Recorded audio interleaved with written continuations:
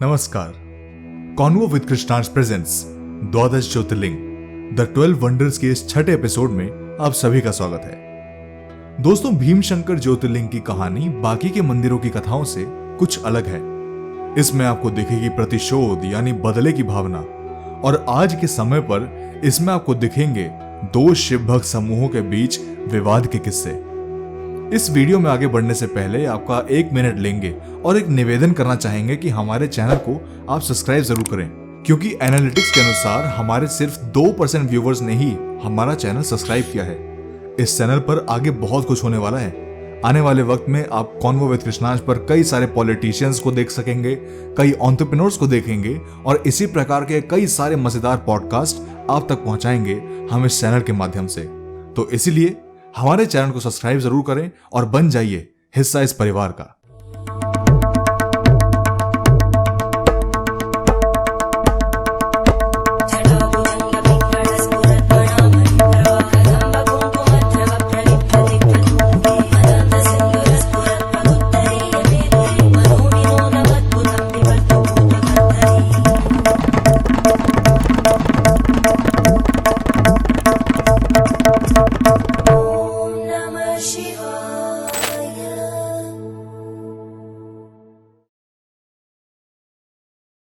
तो दोस्तों, भीमशंकर ज्योतिर्लिंग आखिर क्या है? इस नाम का रहस्य कैसे स्थापित हुआ यह ज्योतिर्लिंग, और क्यों इस ज्योतिर्लिंग को मोटेश्वर महादेव के नाम से जाना जाता है? आइए जानते हैं हमारी सीरीज के इस छठे एपिसोड में। दोस्तों, यह आज की नहीं बल्कि कई सदियों पुरानी पौराणिक गाथा है। पुणे से 100 किलोमीटर दूर सह्याद्री पर्वत पे भीमशंकर ज्योतिर्लिंग स्थापित है। भीमशंकर ज्योतिर्लिंग का नाम 2 शब्दों से मिलकर बना है, भीमा और शंकर। क्या कहानी है भीमा और सदाशिव शंकर के बारे में? आइए जानते हैं। भीमा शंकर ज्योतिर्लिंग का वर्णन शिव पुराण में मिलता है। शिव पुराण में कहा गया है कि सह्याद्री पर्वतों के डाकिनी जंगल में भीमा नामक एक असुर योनि का बालक अपनी मां के साथ रहता था। वो भीमा और कोई नहीं बल्कि रामायण काल के रावण के छोटे भाई कुंभकर्ण का पुत्र था। भीमा का जन्म ठीक उसके पिता कुंभकर्ण की मृत्यु के बाद हुआ था। यह तो हम सब जानते हैं कि कुंभकर्ण का वध श्री राम के हाथों हुआ था। एक बार भीमा ने अपनी मां से अपने पिता के बारे में पूछा। मां, आपसे जब भी मैं अपने पिता की मृत्यु के बारे में पूछता हूं तो आप हमेशा बात टाल देती हो। बताओ ना मां, पिताजी की मृत्यु कैसे हुई थी? जब उसकी मां ने उसे बताया कि उसके पिता का वध विष्णु भगवान के अवतार श्री राम ने किया था, तो प्रतिशोध की भावना से भरा हुआ भीमा बोला, उस विष्णु ने मेरे पिता का वध किया है। मैं ये प्रतिज्ञा लेता हूं मां, जिस विष्णु ने मेरे पिता का वध किया है उस विष्णु का वध मेरे हाथों ही होगा। और फिर इसके लिए भीमा ने अनेक वर्षों तक ब्रह्मा जी की कठोर तपस्या की, जिससे प्रसन्न होकर ब्रह्मा जी ने भीमा को वरदान देने की ठानी।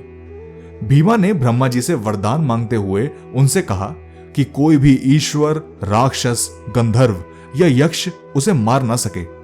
ब्रह्मा जी ने तथास्तु कहते हुए भीमा को उसका मनचाहा वरदान दे दिया। वरदान पाने के बाद भीमा राक्षस निरंकुश और बहुत भयानक हो गया। उससे मनुष्यों के साथ साथ देवी देवता तक भयभीत रहने लगे। धीरे धीरे सभी जगह उसका आतंक फैलने लगा। युद्ध में उसने देवताओं को भी परास्त करना आरंभ कर दिया था, क्योंकि उसका लक्ष्य था परब्रह्म भगवान विष्णु को पराजित करना और अपने पिता की मृत्यु का बदला लेना। उसने सभी तरह के पूजा पाठ बंद करवा दिए। अत्यंत परेशान होने के बाद सभी लोग देवादिदेव भगवान शिव के शरण में गए। शंकर भगवान ने सभी को आश्वासन दिलाया कि वे इसका उपाय निकालेंगे। तभी भीमा ने भगवान शिव को ललकारने के लिए उनके एक भक्त काम रूपेश्वर को भी बंदी बना लिया और उससे भगवान शिव की जगह खुद की पूजा करने को कहा। परंतु जब भीमा को यह पता लगा कि वे बंदी होकर भी भगवान शिव की अर्चना कर रहा है, तब उससे यह सहा नहीं गया और वे उसको मारने के लिए आगे बढ़ा और अपनी तलवार निकाली। लेकिन वो शायद भूल गया था कि जिस व्यक्ति को वह मारने के लिए तत्पर हो रहा है वो स्वयं अविनाशी देवादिदेव महादेव का भक्त था। फिर क्या होना था? तभी वहां भगवान शिव प्रकट हुए और उन्होंने राक्षस भीमा से क्रोधित होकर कहा, अरे दुष्ट, तूने मेरे भक्तों पर उपद्रव तो किया ही था और तूने यह तक सोच लिया कि मेरे प्रिय नारायण को तू परास्त करेगा। अब तेरे प्रारब्ध का भोगी तुझे खुद होना पड़ेगा भीमा। महादेव की यह बात सुनकर भीमा तिलमिला उठा और महादेव को उसने युद्ध के लिए ललकारा। जी हां, उसने महादेव को युद्ध के लिए ललकारा। एक ही बार में महादेव की क्रोध की अग्नि मात्र से भीमा वहीं जल के राख हो गया। उसके बाद हर जगह खुशहाली की लहर सी दौड़ पड़ी। भगवान शिव से सभी देवों ने आग्रह किया कि वे उसी स्थान पर शिवलिंग रूप में विराजित हो जाएं।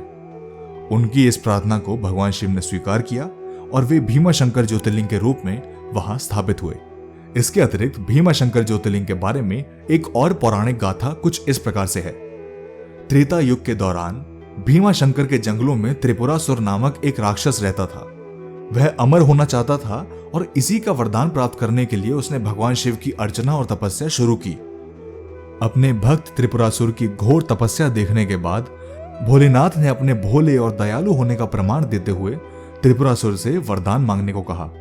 त्रिपुरासुर ने अमर होने का वरदान मांगा। भगवान शिव ने त्रिपुरासुर को वरदान तो दिया, लेकिन एक शर्त पर। उन्होंने उससे कहा, इस वरदान का इस्तेमाल तुम जन कल्याण और अच्छे कर्मों के लिए ही करोगे, अन्यथा इसका परिणाम तुम्हारे लिए सही नहीं होगा। भगवान शिव से वरदान प्राप्त होने के थोड़े समय बीतने के बाद ही त्रिपुरासुर शर्त भूल गया और लोगों तथा अन्य देवी देवताओं को परेशान करने लगा। सब जगह उसने हाहाकार मचा दिया, जिससे परेशान होकर सभी देवी देवता भगवान शिव के पास जा पहुंचे और उनसे इस समस्या का समाधान करने की अर्चना की। भगवान शिव ने त्रिपुरासुर को उनकी बात टालने और सबको हानि पहुंचाने के लिए माता पार्वती के साथ मिलकर सबक सिखाने की सोची। भगवान शिव और माता पार्वती ने अर्धनारीश्वर रूप धारण किया और त्रिपुरासुर को कार्तिक पूर्णिमा के दिन मृत्यु के घाट उतारकर सबको उसके काल राज से मुक्त कराया और उनका उद्धार किया। इसी कारण से कार्तिक पूर्णिमा को त्रिपुरा पूर्णिमा के नाम से भी जाना जाता है। वहीं त्रिपुरासुर की मृत्यु के बाद उसकी पत्नियां डाकिनी और शाकिनी भगवान शिव के पास पहुंची और उनसे त्रिपुरासुर के बिना जीने का सार पूछा। उनकी लाचारी देखते हुए हमारे भोलेनाथ ने डाकिनी और शाकिनी को भी वह वरदान दिया और इसी के साथ भीमशंकर क्षेत्र का नाम डाकिन्याम भीमशंकरम पड़ा। अब बात आती है कि इस मंदिर के पीछे विवाद क्यों है। दरअसल भारत में एक नहीं बल्कि 2 भीमशंकर ज्योतिर्लिंग है। सुन के अजीब लगा ना? असल में महाराष्ट्र के अलावा असम में भी एक भीमशंकर मंदिर है, जिसे शिव भक्तों का एक वर्ग असली भीमशंकर ज्योतिर्लिंग कहता है। वहीं दूसरा वर्ग महाराष्ट्र वाले भीमशंकर मंदिर को ही ज्योतिर्लिंग कहता है। अगर आप शिव भक्त हैं तो विवादों से परे रहिए और दोनों ही जगह दर्शन करके आइए। शिव तत्व की अनुभूति तो दोनों ही जगह बराबर होगी। महाराष्ट्र वाले भीमशंकर के आसपास के इलाके को 1985 में वाइल्ड लाइफ सेंचुरी भी घोषित किया गया, जहां कई सारे मन को छू लेने वाले प्राकृतिक दृश्य देखने को मिलते हैं और पर्यटकों के लिए पहली पसंद हमेशा ही भीमशंकर ट्रैक रहता है। तो आप चाहे एक पर्यटक हो या एक शिव भक्त हो या हमारी तरह ऐसे शिव भक्त हो जिन्हें प्राकृतिक जगहों पर घूमना बहुत पसंद है, तो भीमशंकर ज्योतिर्लिंग आपके लिए किसी सपने की दुनिया से कम नहीं है। दोस्तों, आशा करते हैं कि भीमशंकर ज्योतिर्लिंग के बारे में हर चीज आपको इस वीडियो से समझ आई होगी। अगर यह वीडियो आपको पसंद आई तो लाइक जरूर कीजिएगा। हमारे चैनल को सब्सक्राइब जरूर करें। इस चैनल पे बहुत कुछ आने वाला है जो आपको जरूर पसंद आएगा। मिलेंगे आपसे अगली वीडियो में, जहां आपको बताएंगे 7वें ज्योतिर्लिंग श्री रामेश्वरम के बारे में। नमः पार्वती पतये हर हर हर महादेव।